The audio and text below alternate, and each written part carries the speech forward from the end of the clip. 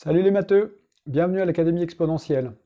Alors, cette semaine, nous nous retrouvons pour continuer notre série sur l'intégration, et en particulier, on continue avec le même type de fonction que la semaine dernière, avec des fonctions sinus x exponentielle x et cosinus x exponentielle x, mais en rajoutant une petite complexité à la chose, avec un nombre x devant. Ce qui nous oblige à faire une intégration par partie, et qui rend la chose un peu délicate. Quand on connaît, c'est pas si difficile que ça, mais quand on l'a jamais vu, c'est pas évident. Je me rappelle que quand j'ai découvert cet exercice il y a une dizaine d'années, j'avais trouvé ça pas si facile que ça. Alors, je vais vous proposer deux méthodes pour résoudre ça. Une méthode qui utilise les primitives comme on avait calculé la semaine dernière, des fonctions de style sin x exponentielle x et cos x exponentielle x, et puis une méthode qui utilise les nombres complexes, qui est assez intéressante, vous verrez. Savoir passer un nombre complexe quand on calcule les intégrales, ça peut parfois être utile dans certaines situations. Voilà, alors on va démarrer tout de suite notre calcul, mais avant de démarrer, comme d'habitude, si vous aimez ce contenu, si vous regardez régulièrement, si ça vous instruit, eh bien écoutez, aidez-moi à développer cette chaîne avec des pouces et des abonnements, et je vous remercie beaucoup de le faire. Vous verrez que dans cette vidéo, j'ai adopté un rythme un peu plus rapide que d'habitude. Je ne sais pas toujours le rythme que vous attendez, c'est-à-dire est-ce que vous trouvez que c'est trop lent ou est-ce que vous trouvez que c'est rapide. Vous savez que sur les vidéos YouTube, vous pouvez soit ralentir, soit accélérer. D'habitude, je pense que ça allait, mais là, peut-être que pour certains, ça ira un peu vite. Si ça va un peu vite, eh bien, vous ralentissez la cadence et puis évidemment, vous pouvez mettre pause.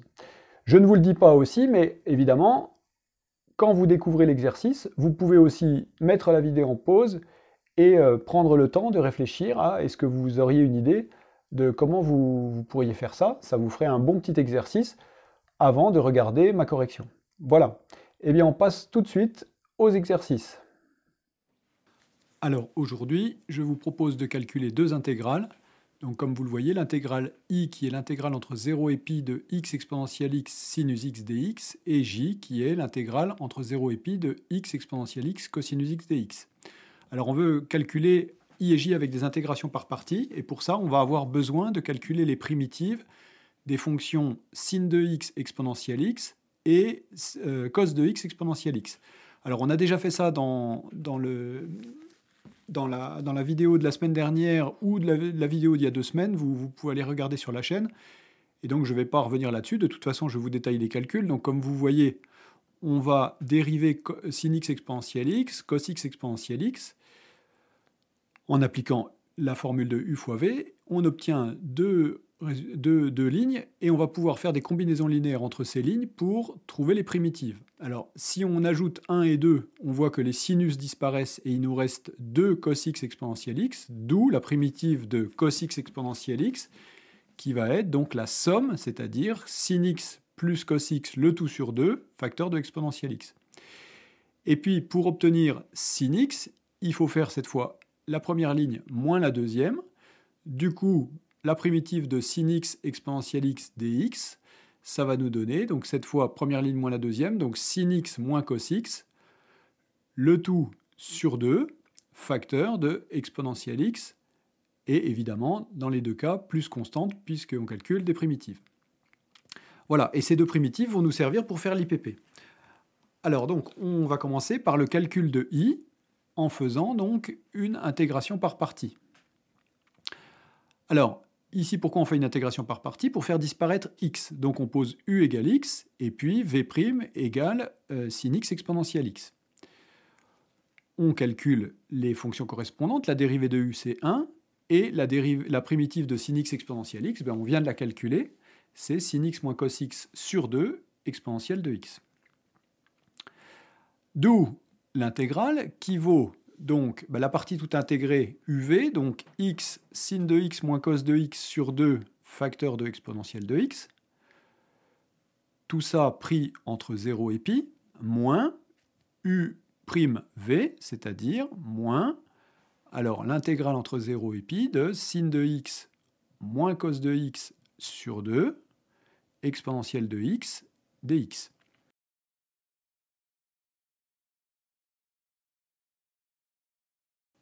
Alors, on va calculer donc la partie toute intégrée, qui va nous donner pi fois 1/2 fois exponentielle de pi. quand on évalue en pi, et puis quand on évalue en 0, 0, puisque on a x dedans. Alors, on a moins 1,5, mais en fait, comme on va changer les signes dans nos fonctions, on va mettre plus 1,5, intégrale entre 0 et pi, de moins sin de x plus cos de x, exponentielle de x dx. Alors pourquoi j'ai noté ça comme ça? Parce que vous remarquez que du coup, on obtient moins sin de x plus cos de x exponentielle de x, et du coup, on a directement la primitive qui va être cos de x exponentielle de x. Donc, l'intégrale, c'est pi exponentielle pi sur 2, plus 1,5, donc la primitive, c'est donc cos de x exponentielle de x, entre 0 et pi, et on a tout pour calculer maintenant. Donc pi exponentielle pi sur 2, plus 1,5, on évalue en pi, donc cos pi ça fait moins 1, exponentielle de pi, et on évalue en 0, cos de 0 ça fait 1, donc 1 exponentielle de 0, donc moins 1 exponentielle de 0. Ça nous fait donc pi moins 1 exponentielle de pi, oui, on remarque qu'on va pouvoir mettre exponentielle de pi en facteur, moins 1, le tout sur 2, ce qui vaut environ 24,3.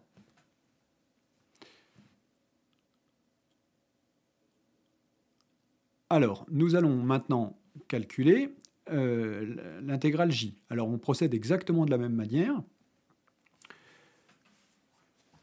On va faire une IPP pour faire disparaître x comme précédemment. Donc, on pose u égale x. Du coup, v' égale cos de x exponentielle de x. Et du coup, la dérivée de u, 1. Et puis la primitive de cos de x exponentielle de x, on l'a calculée déjà tout à l'heure. C'est sin de x plus cos de x sur 2 exponentielle de x. Ensuite, on procède exactement de la même manière dans notre IPP et on va obtenir donc j qui va être égal à moins pi exponentielle de pi sur 2, ce qui vaut environ donc moins 72,7. Alors je vous laisse faire ce calcul, si vous le souhaitez, c'est pas compliqué, il suffit de s'y prendre exactement comme moi précédemment. Ok, alors maintenant on veut faire la même chose, calculer ces deux intégrales, mais en utilisant les nombres complexes. Alors pour ça, comment on va s'y prendre? On va utiliser la formule bien connue qui nous dit que cos de x plus i sin de x, c'est exponentielle ix, par définition, quel que soit x appartenant à R. Du coup, on va poser j plus ii. Alors on va pouvoir faire par linéarité une seule intégrale, et on va pouvoir mettre x exponentielle x en facteur, ce qui va nous faire somme de 0 à pi de x exponentielle x, cos x plus i sin x, dx, et on va remplacer cos x plus i sin x par exponentielle ix.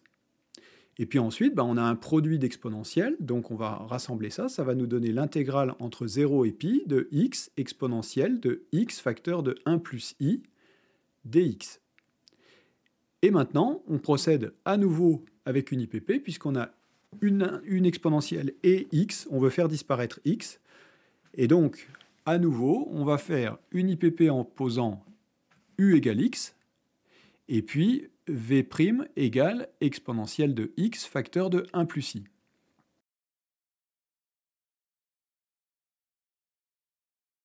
Alors, une petite remarque sur la dérivée d'exponentielle a plus i bx. Alors, on pourrait se dire, comme c'est une fonction exponentielle, la dérivée de cette fonction, c'est a plus ib exponentielle a plus ibx. Et en fait, effectivement, c'est vrai. Mais il faut quand même le vérifier parce qu'il s'agit ici d'une fonction complexe, ce n'est pas la fonction réelle à laquelle on est habitué. Donc, vérifions que ça marche bien. Alors, on va écrire exponentielle a plus ibx comme exponentielle ax fois exponentielle ibx. Et on calcule la dérivée donc de ce produit. Alors la formule u'v plus uv' comme d'habitude. Et pour revenir à des fonctions réelles qu'on connaît bien, on va écrire exponentielle ibx, donc exponentielle ax facteur de, et donc sous sa forme cosinus, donc de bx, plus i sinus de bx.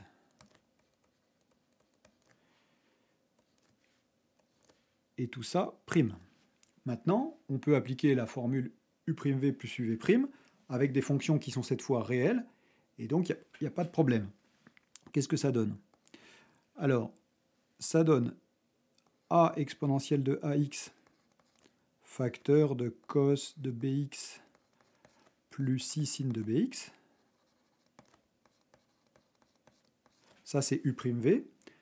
Et puis plus uv', donc plus exponentielle de ax. On dérive la parenthèse ici. Ça nous donne donc moins b sin de bx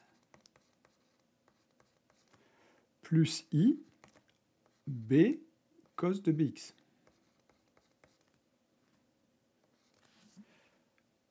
Ok, alors, on va pouvoir factoriser l'exponentielle de ax. Donc ça nous fait exponentielle de ax, facteur de... Alors ici, c'est a e i bx. Et puis ici, ben, la dérivée a disloqué notre e i bx. Donc il faut qu'on le reconstitue.